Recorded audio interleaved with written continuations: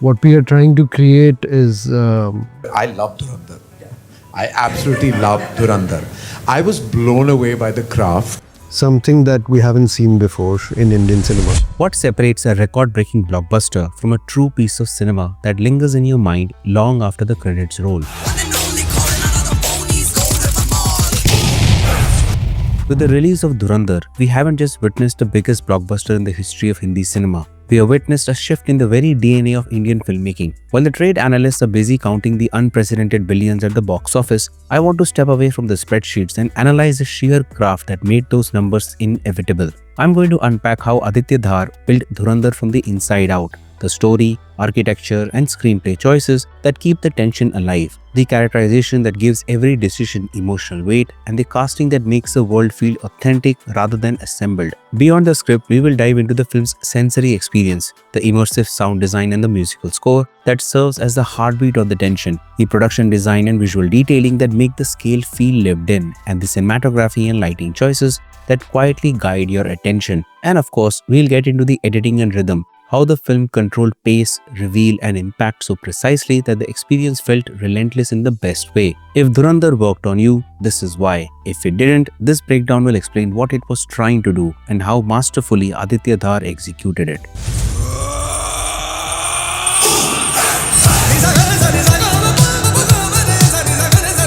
Let's start from where the mastery begins, not with action, not with scale, but with the film's thematic spine. What Dhurandhar was really about. A lot of big films confuse theme with message. They think the theme is what you say in the climax, a big speech, a neat morale, a line designed for trailers. Aditya Dhar treated the theme differently. In Dhurandhar, the theme wasn't a statement, it was pressure, and that's why it stayed with people. A film becomes a cinematic experience when every department unconsciously serves a central question, not a plot question, a human question. We must infiltrate the very core of Pakistan. ताकि वो भारत के खिलाफ अगर नींद में भी सोचे ना तो उनके ख्वाब में भी हम बैठे नजर आने चाहिए.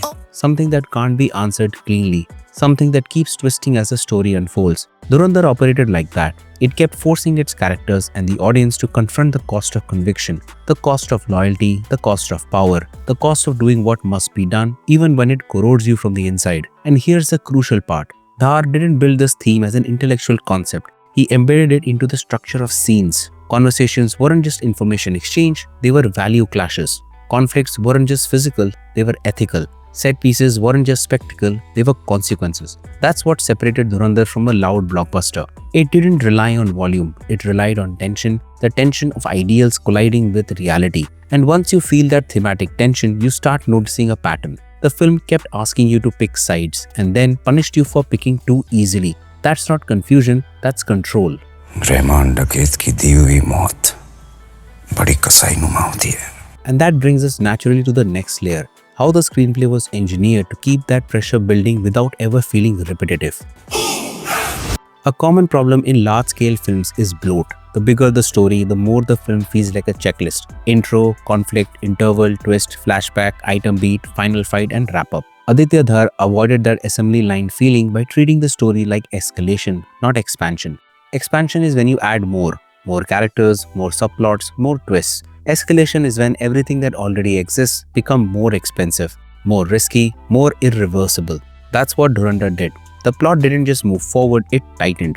Each major turn changed the meaning of what came before it. And that's a signature of confident writing and confident directing. The film didn't feel like it was constantly starting new tracks, it felt like it was accelerating on one track until it became impossible to stop. Another reason the architecture worked was Dhar's understanding of audience orientation. Even when the stakes grew and the world widened, the film kept returning to a few strong anchors. Clear goals that kept evolving, clear obstacles that kept escalating, and clear relationships that kept transforming. When those three are stable, you can build almost any scale on top. But the most cinematic aspect of the structure was how Dhar played with expectation, not through random shocks, through setup and misdirection. He often let the audience believe they understood the trajectory, then recontextualized it by shifting perspective, revealing new information, or forcing a character into an unexpected choice. And importantly, the turns didn't feel like writer tricks. They felt like inevitabilities you hadn't seen coming, because you were distracted by surface level events while the deeper logic was quietly being planted. That's the craft. The film stayed one step ahead of you without making you feel cheated. Now, structure alone doesn't create emotional impact. A perfectly engineered plot can still feel hollow if the characters are just pawns. So the next question becomes, how did Dhurandhar make a massive narrative feel personal? बहुत साल पहले किसी ने मुझसे कहा था, पड़ोस में रहते हैं, गोदे भर का जोर लगा लो, बिगाड़ लो जो बिगाड़ सकते हो, बिगाड़ने का वक्त आ गया है. It did it through characterization, specifically by treating every major character as a moving belief system. In lesser films, characters are functions. The hero fights, the villain schemes, the ally jokes, the love interest motivates. In Dhurandhar, characters felt like arguments. Each important character represented a distinct worldview, and the drama came from watching those worldviews collide under pressure. That's why even dialogue-heavy moments stayed electric, because you weren't just hearing exposition, you were hearing philosophies fighting for dominance. अगर मेरे साथ दगाबाजी की ना, तो मारने से पहले तू बना दूंगा. Aditya Dhar's characterization also carried another crucial quality: contradiction. Real people contradict themselves. They say one thing and do another. They believe in honor and still compromise. They want love and still choose control. They crave peace and still feed conflict. Dhar leaned into that complexity instead of sending it down for convenience. And that complexity showed up in the details: how characters entered a room, how they listened or didn't listen, how they avoided questions, how they answered with a strategy instead of honesty. These micro behaviors made the characters feel lived in rather than written. Most importantly, Dhar didn't rely on backstory dumps to earn depth. He used behavior under stress. He showed you who a character was by placing them in moments where any choice would cost them something. When a film does that consistently, characters stop feeling like roles. They start feeling like people, and once the people feel real, the next layer becomes even more powerful: casting. Because casting isn't just who can act, casting is visual storytelling. If the actors playing those characters don't fit, the visual storytelling will fail to leave a lasting impression. Casting is one of the most decisive directorial acts. It determines whether you believe in a world before a single scene unfolds. Aditya Dhar's casting in Dhurandhar wasn't just about power, it was about energy, texture, and contrast. This vision was brought to life through a vital collaboration with casting director Mukesh Chhabra, whose ability to find the right faces for the right world is unparalleled. The best casting choices do three things specifically. They make the character instantly legible, they leave room for surprise, they create chemistry that feels unavoidable. And Dhurandhar succeeded because Dhar and Chhabra cast for presence, not for performance. Presence is that hard to define quality where a character seems to exist even when they are silent. It's when a look carries history. It's when stillness has weight. In a film like this, where tension often lived between words, not in them, that presence mattered. उनका जो अक्षय खन्ना का जो एक सुर है ना, हर actor का एक सुर होता है. उनका जो सुर है ना, वो इतना डिफरेंट है कि ना वो किसी का बोरो नहीं लगता है, किसी का कॉपी नहीं लगता है. एक अपना एक सुर है. किसी भी चीज के अंदर अपना एक ऐसी चीज डालते हैं जो इतनी कन्विंसिंगली करते हैं कि आपको प्यार हो जाता है. If you carefully remember in Dhurandhar, even before Rahman Daket, played by Akshay Khanna, was actually revealed, the audience already got to know the immense clout of the person, as to how he was a local leader and he was feeding meals to the local people. Chhabra's contribution was evident in how the ensemble felt like a cohesive unit rather than a collection of actors. Every face, from the leads to the smallest supporting roles, carried the specific grit and wariness of the film's world. Dhar also understood the value of contrast in casting. When you place two performers of different themes in the same scene, one restrained, one volatile, one controlled, one impulsive, you create friction without writing. The scene comes to life even before anyone speaks. And then there's the most director-coded casting decision of all: choosing actors who can embody ambiguity. Dhurandhar needed people who could be sympathetic and intimidating in the same breath, because that mirrored the film's thematic spine: the cost of conviction, the cost of power. Casting like that is not accidental. It's direction that starts long before the camera rolls. But once you have the right faces, you have to build the right world for them to inhabit. To make these characters feel authentic, the environment around them had to be just as detailed and uncompromising. Which brings us to the production design. A big budget film can look expensive and still look unreal. The difference is in detail. Dhurandhar didn't just aim for scale, it aimed for density. The sense that the world existed long before the camera arrived and continued long after it left. This came through meticulous production design: textures, wear and tear, practical spaces, and functional geography. The environments didn't feel like backdrops built for action, they felt like places with history, purpose, and consequence. And the clearest proof of that ambition was Layari. Instead of faking it with a few narrow lanes and clever angles, the team went all in and recreated Layari on a massive scale. building a sprawling, realistic neighborhood on a 6-acre set in Thailand. This wasn't a cosmetic build, it was a full ecosystem designed to hold complex sequences with the kind of spatial logic that real places have. Streets that connect, corners that feel familiar, clutter that feels accidental rather than arranged. Reports described how the set was constructed with the support of over 500 Indian and Thai artists, working day and night to complete the build in a remarkably tight timeline, and how the detailing was pushed so far that even elements like old Pakistani newspapers, torn posters, and weathered textures were carefully embedded to avoid anything feeling like a set on camera. That level of specificity is exactly why the world in Dhurandhar felt lived in rather than designed. You weren't just watching a location, you were actually watching a culture recreated with intent. There was also a practical, very direct reason this choice mattered. The production schedule collided with Mumbai's monsoon season, and building a giant outdoor environment at that time wasn't realistic. Thailand offered the space and the logistical control to construct something this large without compromising the shoot. The location decision wasn't just a coincidence, it protected the film's aesthetic. This is where Aditya Dhar's vision showed itself beyond writing and performance. He demanded a world that could take the weight of the story. Because if the film was about cost, the cost of power, conviction, and loyalty, then the environment had to reflect cost too. It couldn't feel polished, sterile, or convenient. It had to feel like something that could bruise you. When production design is this strong, it becomes a performance partner, giving actors real things to touch and real distances to cross. But a world this detailed isn't just for looking at, it's for moving through. And that brings us to how Dhar staged the film's most intense moments within these very corridors. With the physical world of Layari built, the next challenge was how to move within it. Many films treat action scenes as a reward. You endure the story to get the spectacle. In Dhurandhar, spectacle was part of the story's logic. Set pieces didn't arrive randomly. They arrived because decisions had cornered the characters into them. That is a directorial mindset. When action is a consequence, it automatically becomes tense because it carries negative weight. You aren't watching cinematography, you are watching outcomes. Aditya Dhar demonstrated a masterclass in staging and geography, knowing where people were, what they could see, and what risks were immediate versus delayed. This made large sequences feel coherent instead of chaotic. The film knew when to be loud, when to be quiet, and when to hold back. It didn't treat intensity as one constant setting. The variation is what made the film feel cinematic instead of monotonous. But even the best set pieces fall flat if the audience doesn't care who wins. The true test of this staging was emotional investment. The film earned its stakes by making the action feel like a physical manifestation of the characters' internal struggles. And that internal struggle is exactly what defined the film's unique acting style, where Aditya Dhar's control became unmistakable. How he directed actors to create tension without theatricality, the performance direction. A lot of mainstream cinema confuses intensity with loudness. The bigger the film, the bigger the acting becomes. But Dhurandhar achieved intensity through restraint. That restraint didn't mean flatness, it meant precision. You could feel that Dhar directed performances with a clear philosophy. Don't announce emotion, let it leak. Don't sell the moment, let the moment trap you. Don't perform the line, perform the intention behind the line.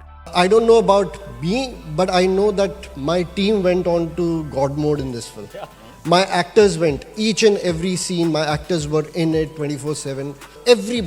Everybody was like on God mode in this film. This approach paid off because it allowed scenes to breathe. It allowed tension to build in silence. It allowed small shifts in tone to feel massive. Dhar also seemed to prioritize listening as performance. Many scenes gained power not from what was said, but from how characters reacted. Micro-pauses, delayed responses, eyes moving before the mouth did. That's where film acting becomes cinematic. Theater is about projecting emotion outward. Cinema is about letting the camera catch what you tried to hide.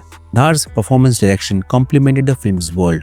Grounded, controlled, yet constantly simmering. But for the audience to feel that simmer, the camera had to be exactly in the right place to catch it. This is where the visual grammar of the film took over, how the density, texture, and geography of this physical world was translated into a visual language that felt just as intentional and cinematic, the cinematography. People often praise cinematography as beautiful, but beauty is the least interesting thing a frame can do. The frames in Dhurandhar weren't just visually striking, they were deliberate, controlled, and narratively charged. A huge part of that came from the collaboration between Aditya Dhar and chief cinematographer Vikas Naulaka. Naulaka's work on Dhurandhar focused less on spectacle and more on meaning. The camera wasn't trying to impress you, it was guiding how you absorbed information.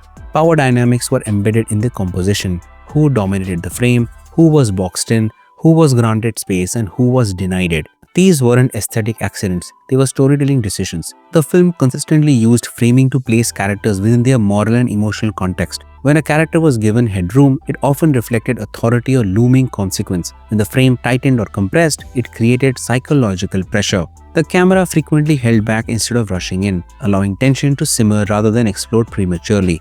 Blocking worked hand in hand with the cinematography. The way characters were positioned in relation to each other often communicated hierarchy before a single line was spoken. You could feel power shifts purely through movement. Who stepped forward, who stayed still, who was forced to adjust. That kind of visual clarity doesn't come from flashy camera work. It comes from trust between a director and a cinematographer. Another standout quality was restraint in camera movement. Movement was never constant. It arrived with intention, during moments of escalation, instability, or revelation. Because the film didn't overuse motion, every push-in, pan, or tracking movement carried weight. That restraint gave the visual texture and allowed performances to breathe, reinforcing the grounded realism that defined the film's tone. This visual language made Dhurandhar feel authored rather than assembled. It looked like a film that knew exactly where to place the camera and, more importantly, when not to move it. And once the visuals established that sense of control, the film deepened its impact through something even more invisible, yet just as powerful: sound and music.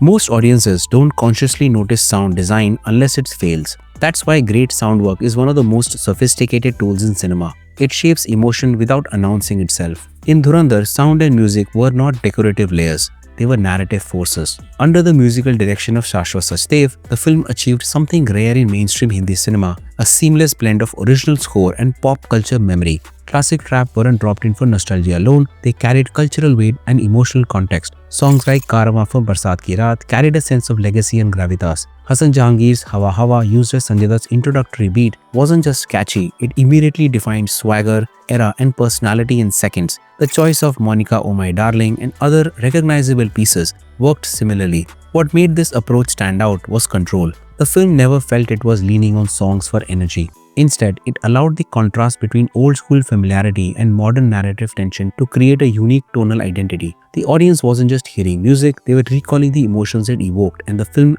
bent those emotions to its will. The original score complemented this beautifully. It stayed minimal when needed, pressing down on scenes rather than lifting them. Silence was used strategically, not as emptiness but as anticipation. You could feel moments where sound was deliberately stripped back, forcing you to sit inside a decision before it unfolded. This balance between score, silence, and culturally loaded music gave Dhurandhar a soundscape that felt both timeless and contemporary. It wasn't just cinematic, it was deeply Indian in its emotional coding and confident enough to let that speak for itself. Once that emotional rhythm was established through sound, the film needed a final layer of precision to hold everything together. That precision came from the edit. Editing is where a film's true personality reveals itself. It is universally accepted that editing can make or break a film, and in Dhurandhar, the editing shaped one overriding sensation: inevitability. A massive part of that came from editor Shiv Kumar Panikar, whose work ensured that the film never felt rushed, indulgent, or disoriented, despite its scale. The pacing didn't chase attention, it guided it. Scenes were allowed to play out until meaning shifted, not until impatience threatened. उस वक्त जिया उल हक ने एक ऐसी बात बोली जो मेरे जहन में गड़ गई. India with 1,000 cuts. Cuts arrived when information changed, power transferred, or when emotional weight had landed. That restraint created confidence. As the story grew morally complex, the rhythm subtly tightened. Decisions came faster, consequences arrived sooner, but when the film wanted the audience to absorb loss, tension, or cost, the edit allowed space. Moments lingered just long enough for discomfort to settle in. One of the strongest achievements of the editing was clarity. Even during large set pieces or multi-character sequences, the audience always knew where they were, who was in control, and what had just changed. That level of comprehension is incredibly difficult to maintain in a film of this size, and it's where great editing separates itself from merely competent cutting. The rhythm also ensured that action never felt like an interruption. Set pieces felt like escalations of the story, not breaks from it. The cohesion between narrative and pacing made the experience feel relentless without ever becoming exhausting. Through Panikar's edit, Dhurandhar found its pulse: steady, controlled, and unflinching. And when you look at all these departments together, you start to see the hand of a single architect behind every decision. Aditya Dhar's authorial control. Some directors are good at getting great moments. Others are good at building great films. A great film happens when every department is speaking the same language. Story, performances, camera, sound, design, and edit, all aligned. Dhurandhar felt aligned, and that alignment pointed back to the director. Aditya Dhar's signature here wasn't one flashy technique, it was cohesion. The themes of cost and conviction echoed in character choices, performance direction, sound, and pacing. The world's realism echoed in the production design and lighting. That is not a coincidence, that is a filmmaker who understood the film as a single organism. This is why the movie didn't just entertain, it engraved itself. People felt like they had experienced something designed, not assembled.